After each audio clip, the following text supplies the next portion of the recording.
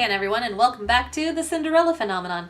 So, last episode, we revealed that Bria was a dirty, cheating liar, and we learned that Rumple already knew about it and was trying to let her tell him herself. And then Lucette learns that she is the Tenenbaum bearer and that her mother's a witch, and she does not take it well. Not nearly as well as she did the first 2 times. Anyways, I walk into the clearing and sit against a tree, furiously rubbing at my eyes as I try to clear my dangerously watery eyes. Showing emotion is weak. I sit there for a long time in the clearing, trying to calm myself. My thoughts spin wildly out of control. Princess? I see him out of the corner of my eyes, standing between 2 trees, his eyebrows knit together with worry. What? Were you listening? Listening? No, I just came to look for you in your room, and when I came downstairs, Parfait had told me you'd run out into the forest. May I sit next to you? I say nothing as he walks over to me. He sits down beside me, his hands resting on his knees as he looks up at the canopies of the trees. Thank you for today, Princess, for coming after me and trying to make things right. I'm not in the mood to talk about this right now. My thoughts are too scrambled. Sometimes, truths are hard. How do you know it was the truth? A feeling. Trusting people is hard sometimes, I understand. He looks at me. His eyes seem to glimmer softly in the moonlight. Would you like someone to listen to your problems, Princess? Talk to him! I rub at my eyes as Rumple looks at me with a quiet smile. He could be talking about his own problems, but instead he is trying to comfort me. Parfait and Delora told me about something they were keeping hidden from me. They told me something about Mother. And it does not make any sense to me because everything they are saying makes her a villain. Even villains are often misunderstood or have trying circumstances. Rumple slowly reaches out to rest his hand on top of mine. I sit up straight and stare at him, my eyes wide. Rumple smiles at me, a slow, soft smile that crinkles the edges of his eyes. Seeing such a beautiful lady close to tears makes my heart break, you know. But if you ever need to cry, you should. Tears aren't weakness, they're just a form of expression, and even the strongest of us cry. I'm not going to cry. My mind reels, and then starts to feel fuzzy. Definitely the Ice Princess. The title startles me out of my thoughts. I stare at him pointedly, beginning to grimace, but Rumple just smiles. I always thought it was a delicate name, suitable for a strong and beautiful woman. Seeing you like this, it makes me realize that the name suits you. Perhaps if everyone else meant it that way, it would not be so terrible a title. Rumple slowly takes his hand away and smiles. Though he insists on hearing me out, I insist on the opposite. For now, I want to keep what I discussed with Parfait and Delora to myself. I still need time to process it. For tonight, I just want to forget that the conversation ever happened. For some time, the 2 of us are silent. There are no words exchanged between the 2 of us, but the silence is comfortable. Then eventually Rumple puts a hand on my shoulder. Things will work out, Princess. I hope so. I stand and excuse myself. Good night, Rumple. I turn and walk away. Good night, my sweet princess. I feel like somehow I missed out on a cutscene. We didn't get the ding-a-ling that I was expecting. That makes me sad. There was a cutscene there that we didn't get. And you, my little sunflower, are just as radiant as always. Oh my, Rumple. It's like that whole thing with Bria never happened. He's back to flattering every woman he meets. Overthinking again, Princess? I turn to see Karma grinning at me from where he sits at a table. Surprisingly, he is sitting with Jurian and Garland today, who are arguing about some kind of night stance. It's none of your business. No, it is not, but you have such a sad look on your face, I had to ask. I'd appreciate you not staring at my face.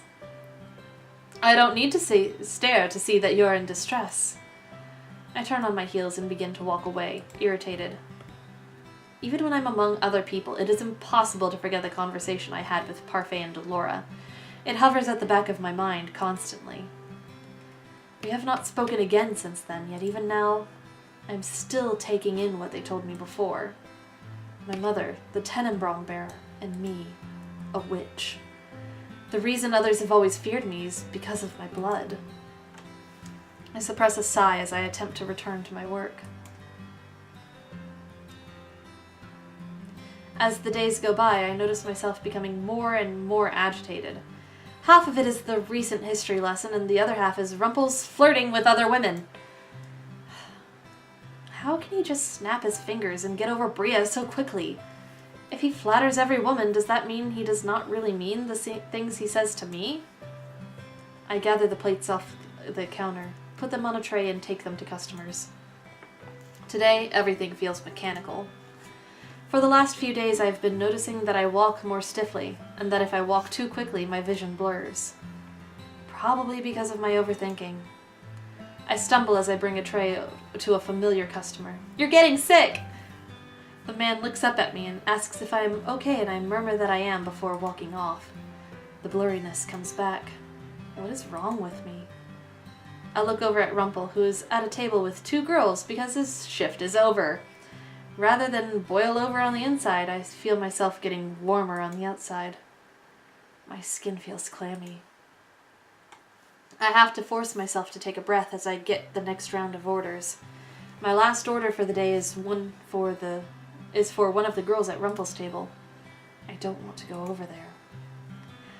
I start carrying the tray toward the table, biting down on my lips as the sway comes back into my step.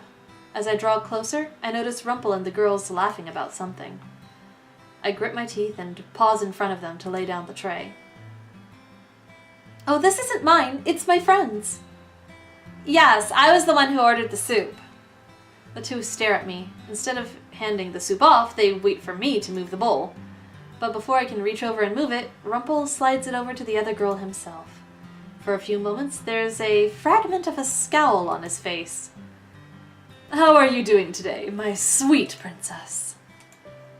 When I think about speaking, the words catch feebly in my throat. I turn to walk off. "Princess?" Still as cold as ice. The title Ice Princess definitely suits her. How can you dote on her, Rumple? Despite the numbness of my mind, I still feel angry.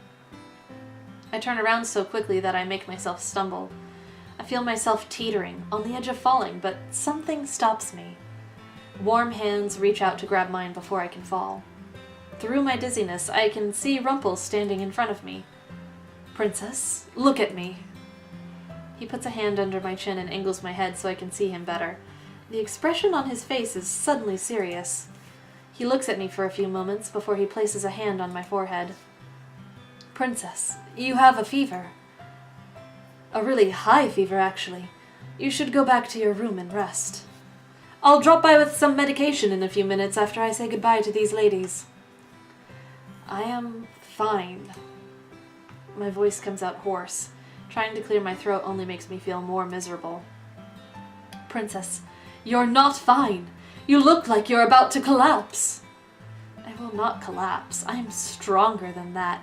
Mother taught me how to be strong. Mother. My thoughts become scrambled. Once again my mind wanders, but this time I cannot keep myself steady as I try to walk away. Putting one foot in front of the other proves to be too difficult, and I once again feel myself start to stumble. Then I feel warmth, this time arms instead of hands. "Sweet little princess, what am I going to do with you?" There's the cutscene. Before I can understand what is happening, I am lifted off of my feet. I feel an arm supporting my back and another supporting me beneath the crook of my knees. Warmth. Such a nice warmth. "You really are stubborn, aren't you, Princess Lucette?" "I guess I'll just have to carry you up myself."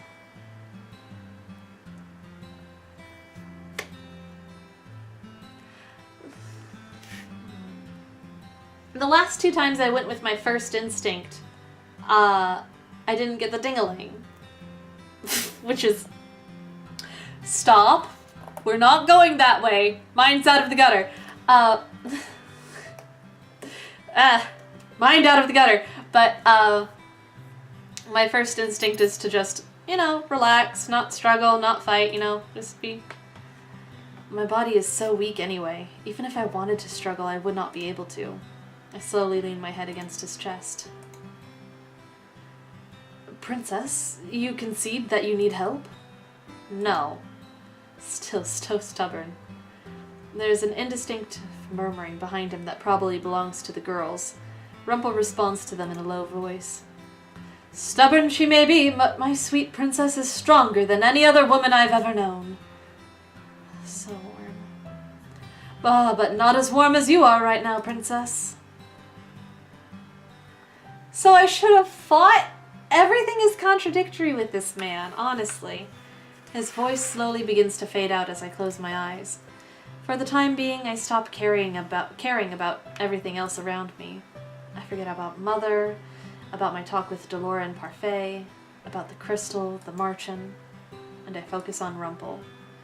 Is it so selfish to want to be the only person held like this by him, even when he was engaged to someone before? Slumber slowly reaches up to claim me, darkness intermingling with warmth. In that last moment, I think I see Rumple smile at me. Mother! Mother! I have to tell you about the fairy tale that the children read to me today. Lucette, what did I tell you about the fairy tales? But there was a princess, just like me. She found her Prince Charming and... Fairy tales are not real. But they make really good stories, Mother. They are false stories. Do you really think it would be so easy to live happily ever after? No, but... Fairy tales make things black and white. Real life is full of grays. Black and white? Good and evil. No one is totally evil, and no one is totally good. Even princes are not completely just. So, princes and princesses can't be bad? Lucette, everyone has a darkness to them. The princes that throw themselves into danger are not selfless. They seek wealth, fame, or power. You see, fairy tales are lies because no one is so selfless and so full of love. People are two-faced. Trust no one. Yes, Mother. No one will love you like I do. To find a pure love like that is impossible. Woo! I slowly blink my eyes open. For a few moments the room is blurry, and there's nothing but vivid colors before my eyes. My eyes feel heavy, my throat scratchy. I stifle a cough as I blink back tears, and then through my tears I notice a slight motion. Rumple? Rumple is slumped in a chair in front of my bed, his head lolled to the side, his eyes closed. He murmurs something in his sleep and then shifts. What's he doing here? I notice a notebook on his lap. And what is that journal? I slowly slide my hand out from underneath the covers and reach across the bed. Right as my fingers are about to brush the cover, Rumple's hand suddenly falls on mine. Ah! Looks like you're feeling better. He pulls his hand away along with the book before carefully setting my hand back down on the covers. At least you look better, but how do you feel? Better? Rumple looks tired, but his smile is still there. Oh, I won't believe it until I see it. You just said I looked better. That's my own analysis, but you, my sweet princess, don't sound very convinced. My throat is a little sore, and I think if I stood up I would fall over. Why do you look so surprised? You would usually never admit to such a thing, would you? You're still most definitely sick. Rumple leans forward to put a hand on my forehead. His hand is cool on my hot skin. Our eyes lock as he tests my temperature. After a few moments, he finally peels his eyes away from me and sits back in his chair. Your temperature is down, but you definitely need the rest, Princess. You should go back to sleep. And what? Will you just sit there and watch me? The words come out curter than I mean them to, and for a few moments Rumple looks surprised. Then he laughs. Princess, I haven't just been staring at you. I've been writing in my journal, too. You have such a scary look on your face. Not that it isn't enticing, but I think your smiles are much better. I sigh as I close my eyes for a few moments. I fight to put my scrambled thoughts together, but one thought in particular keeps resurfacing. For some reason, I cannot help but remember the snide women standing by Rumple's side, jeering at me earlier. I open my eyes and look at Rumple. Those women from earlier. Oh, right. I apologize for their impoliteness. The things they said to you were uncalled for, and I told them that. You flirt with women like that all the time. But why? They're not even good people. Not good people? But, well, I suppose they act differently when you're there. Princess Lucette, you're blind to their jealousy, aren't you? Huh? They're jealous of me? Why? My mind turns over what they could possibly be jealous about as my eyes fall on Rumple. I remember the way he defended me to the women. Is it because you're my partner? It's a lot more than that. It's your grace, the noble way you carry yourself. They would never think I have those qualities. But where else would their jealousy stem from? They're just jealous that I take your attention away from them. Princess, I think you're... Even if they were nice people, I do not see how you can flirt with them when you were just recently in love with someone else.